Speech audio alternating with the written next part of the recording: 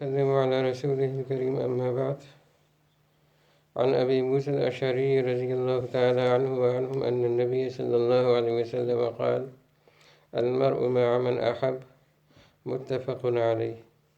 وفي رواية قال: قيل للنبي صلى الله عليه وسلم: الرجل يحب القوم ولما يلحق بهم، قال: المرء مع من أحب. وعن أنس رضي الله تعالى عنه وعنه أن أعرابيا قال لرسول الله صلى الله عليه وسلم: متى الساعة؟ قال رسول الله صلى الله عليه وسلم: ما أعددت لها؟ قال: حب الله ورسوله. قال: أنت مع من أحببت، متفق عليه، وهذا لفظ مسلم.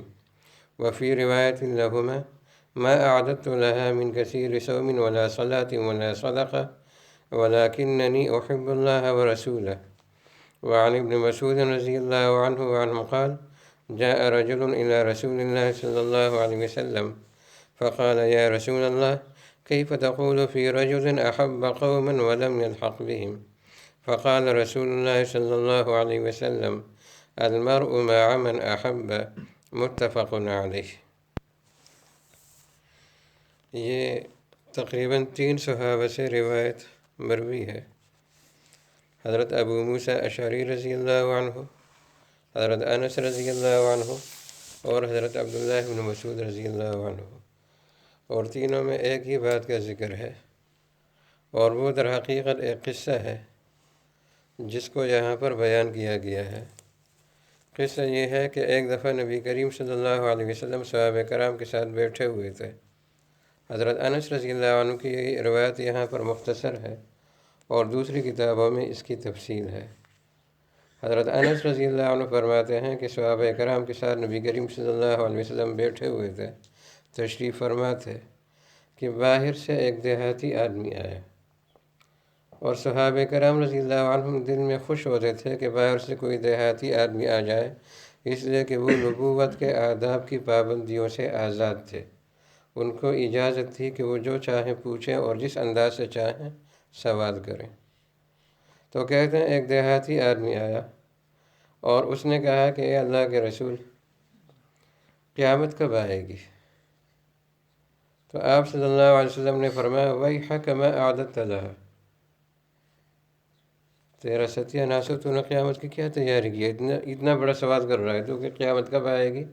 مطلب ہے کہ قیامت کی جو ہولناکیاں ہیں، وہاں کی جو سختیاں ہیں اور وہاں کی جو تکلیفیں، کیا تم وہ بھول گئے؟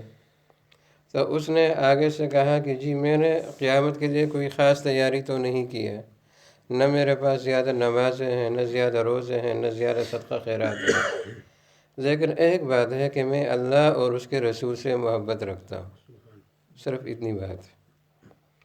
تو آپ صلی اللہ علیہ وسلم نے فرمایا کہ انت مع من احببت، تجھے جن سے محبت ہے تو قیامت کے دن ان کے ساتھ اٹھایا جائے گا.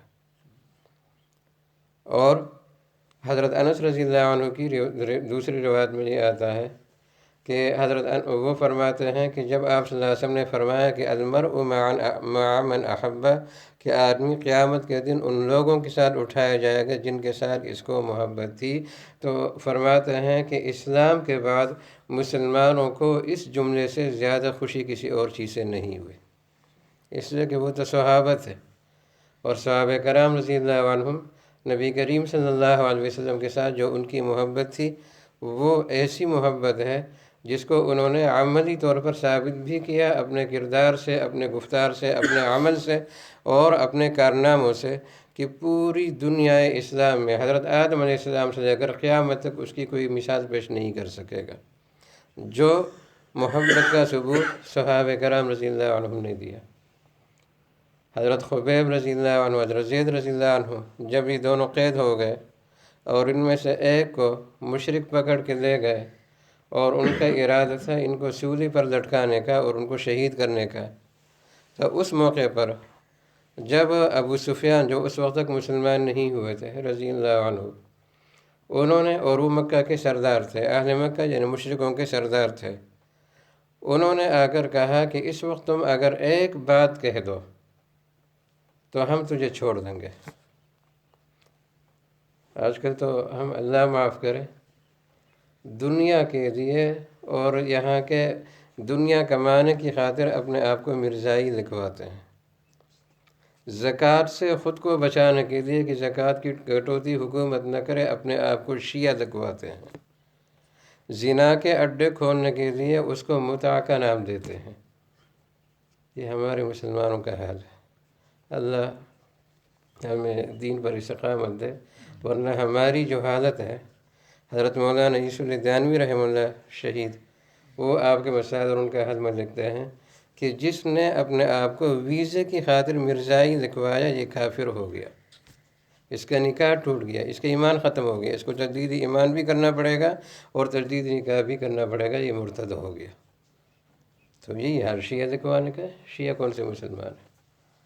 بہرحال تو ابو سفیان رضی اللہ عنہ نے ان سے کہا کہ صرف یہ کہہ دو، ایک جملہ، صرف یہ کہہ دو کہ اگر میری جگہ آج اس پانسی کی جگہ پر، اس پھندے پر اگر نبی کریم صلی اللہ علیہ وسلم ہوتے تو بہتر ہوتا۔ صرف ایک جملہ کہہ دو، ہم تجھے چھوڑ دیں گے۔ معمولی، لیکن قربان جائے ان صحابہ کی محبت پر، وہ جواب میں کہنے لگے کہ ارے کم بخت، تم یہ کہتے ہو، میں تو یہ بھی گوارا نہیں کرتا کہ نبی کریم صلی اللہ علیہ وسلم کے پیر میں کانٹا چبھے اور میں اپنے گھر میں بچوں کے ساتھ آرام سے رہوں۔ مجھے تو وہ بھی برداشت نہیں کہ آپ کو کانٹے کی تکلیف ہو، تو پھانسی کی باتیں کر رہا ہے۔ تو یہ تھی ان لوگوں کی محبت۔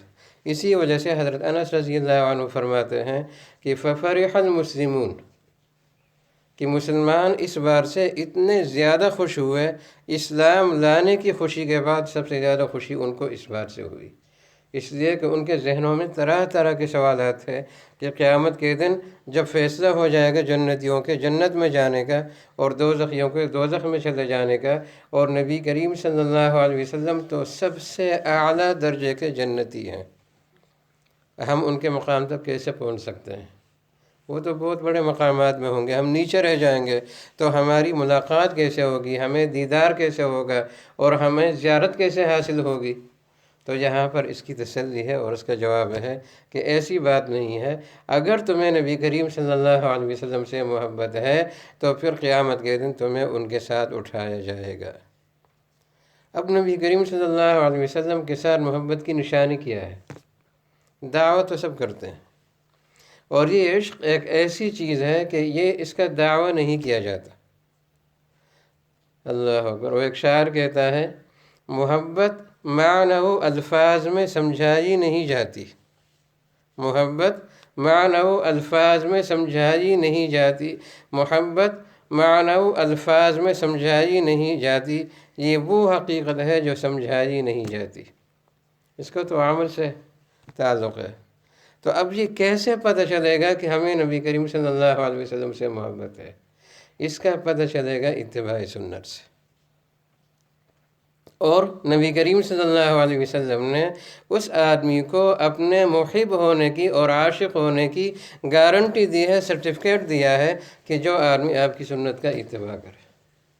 ترمذی شریف کی روایت ہے، اس میں نبی کریم صلی اللہ علیہ وسلم فرماتے ہیں کہ من احبنی فقد اطاعنی ومن اطاعنی کان معی فی الجنہ، جس کو مجھ سے محبت ہوگی تو میری اطاعت اور میری محبت آپس میں لازم ملزوم ہے، جس کو مجھ سے محبت ہو اور میری اطاعت نہ کرے، میری سنت کی اتباع نہ کرے، یہ ہو ہی نہیں سکتا، وہ میرا محب نہیں، میرا عاشق نہیں، اور جو میری اطاعت کرے گا وہ جنت میں میرے ساتھ رہے گا۔